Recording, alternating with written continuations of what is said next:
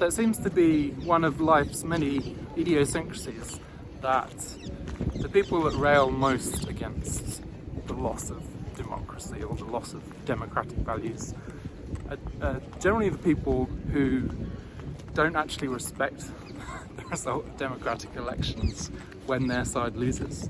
So I mean, we've seen this dynamic recently in the US with Trump. So Trump wins an election, and then he's subject to the Russia hoax, impeachments, and generally prevented from implementing the policies that he's been elected to implement, right? We saw something similar in the UK with Brexit. There was a referendum on Brexit, the Brexit side won, and since then there's been years of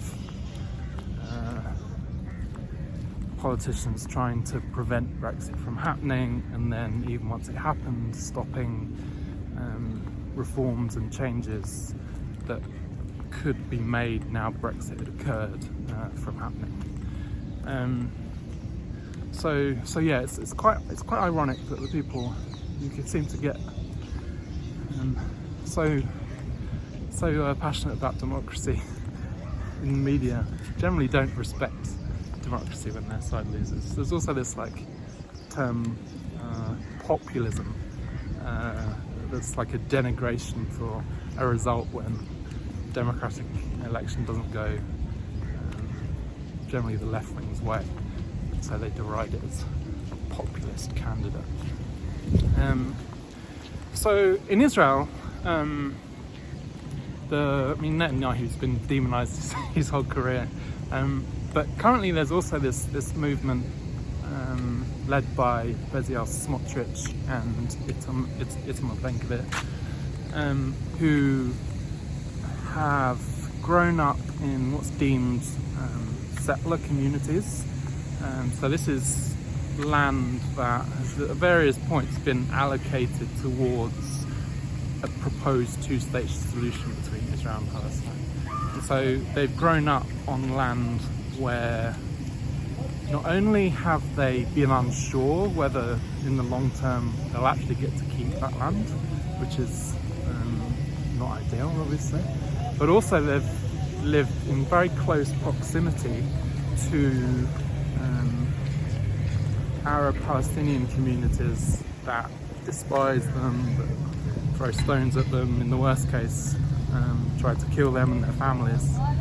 And so they've just had a totally different upbringing and life experience to the general experience of your ivory tower academic in Boston or Washington, who's led a very privileged lifestyle typically.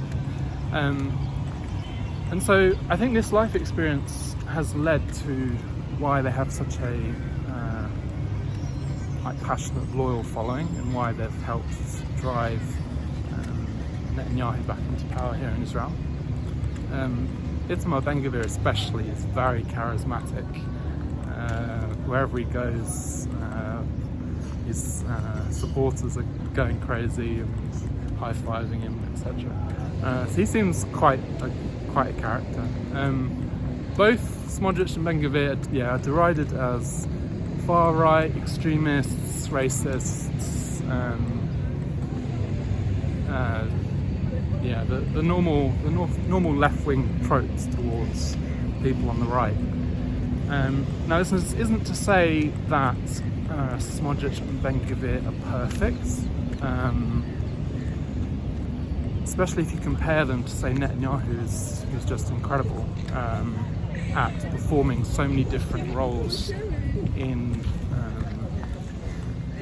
Israeli society. So not only does he win elections, not only does he maintain coalitions in a very challenging political environment here, but he's also an incredible communicator in English, very well connected in the US, around the world, and so does an incredible job of representing Israel globally whilst also winning elections from locals like here in Israel and maintaining a decent level of popularity here in Israel. So in comparison to Netanyahu, Smotrich-Ben Gvir aren't as good English speakers, generally mistrusted internationally, especially with all the media calling them like far-right fascists. They do say the odd phrase that is a little concerning. I don't know whether it's been described as emotional or poor English in the past.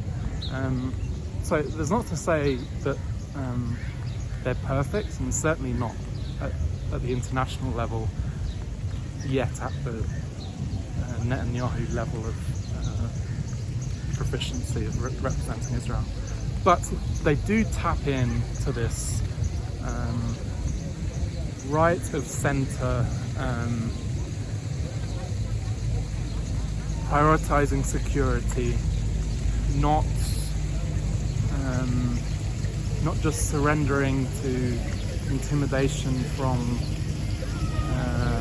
Arab Palestinian communities, and because they've lived it, right? Because they've lived the experience of living in this uncertain territory and being subject to these threats and to this intimidation, they get it, right, in a way that people like me and ivory tower academics just don't get. And so, especially if you agree, as I do, that long term, the only real viable solution here is a single state. I just don't see it being at all viable. There's the West Bank connected to Gaza by some massive bridge or tunnel, or Jerusalem split between two nation states. I mean, it just doesn't seem viable in any way to me. So if you agree with me that long term the single state solution is the only real thing that's going to bring peace to the Middle East, then yeah, the uncertainty around this land does need to be cleared up. And if it's eventually going to be Israeli land, you do need like buildings and communities to be built on this land, right? So I mean, it's a tricky subject to approach, because there are for obvious reasons, there are very strong opinions, and some people won't let go of this two-state solution or getting rid of Israel entirely in the extreme case. But I do think, to conclude, that Smotrich and Ben Gvir do tap into this Israeli desire to bring certainty to this disputed land, to take security more seriously, to not accept Israelis being subject to abuse and security threats that no other Western society would accept. And if you add some charisma and some like man of the people type vibes that Ben Gvir especially has, yeah, this could be the political movement to watch post Netanyahu whenever he does leave. But he's going to leave big boots to fill, and you're probably going to need multiple individuals taking on the duties that he has, because I think he's a rare politician in that he's been able to do a number of very challenging roles, and I don't think, at least in the short term, there'll be an obvious successor that's able to be as effective as Netanyahu at all those roles, bundled up into one.